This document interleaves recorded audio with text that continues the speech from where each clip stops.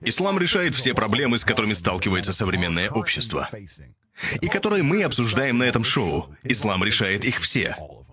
Это первое, что можно сказать об исламе.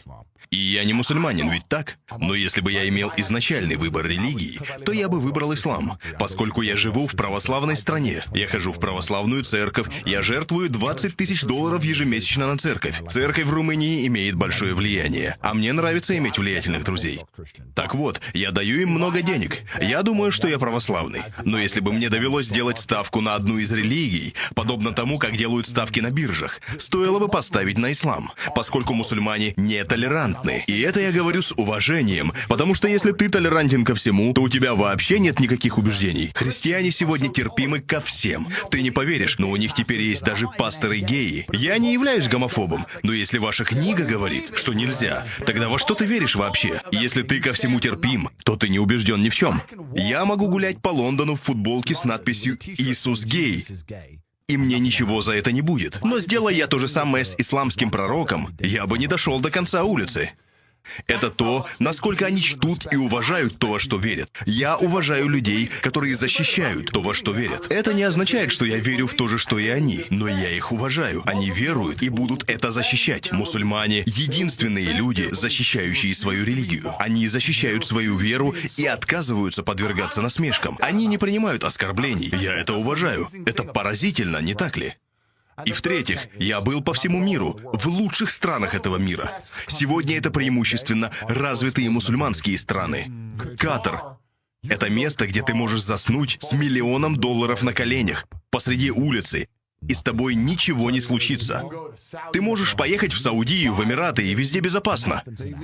Они даже машины оставляют на парковках с ключами внутри, и там это безопасно. Женщины все замужем и подчиняются мужьям. У каждой женщины по 4, 5, по 6 детей. Большие семьи. Все проблемы, которые у нас есть здесь, ничего подобного у них нет благодаря исламу. Ислам сохраняет общество, где роль женщины — это подчинение мужчине. Женщины рожают детей. У них большие семьи. Женщины там исключительно счастливы. Прежде чем какая-нибудь западная девушка позвонит сюда и откроет свой рот.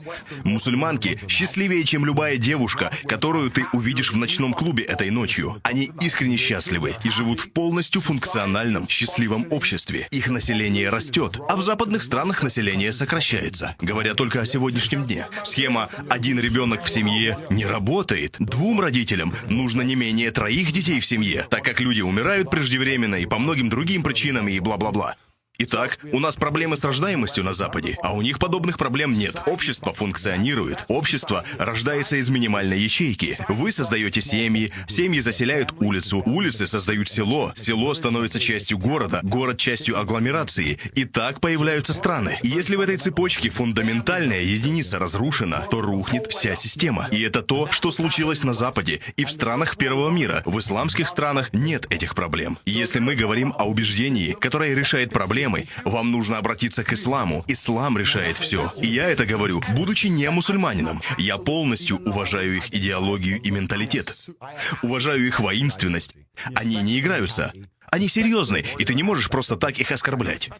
Но ты можешь оскорблять церковь. Хоть каждый день с утра до вечера. Ты можешь показывать на Netflix шоу, где Иисус гей. Это же юмор. Ха-ха. А что же христиане? Ничего. Христианство — мертвая религия. Если ты христианин, и я говорю это будучи христианином, христианство — это мертвая религия, которая ограничена историческими книжками. Христианство вымирает. Сам папа выходит и говорит про ЛГБТ. Это безумие, это конец. Вы ничто. Вы ни во что не верите. У вас нет границ, вас топчут, над вами издеваются. Все это лишь объект для насмешек. Быть христианином сегодня — ничто иное, как объявление себя неудачником. Это проигрышная религия, поскольку вы уже проиграли исламу.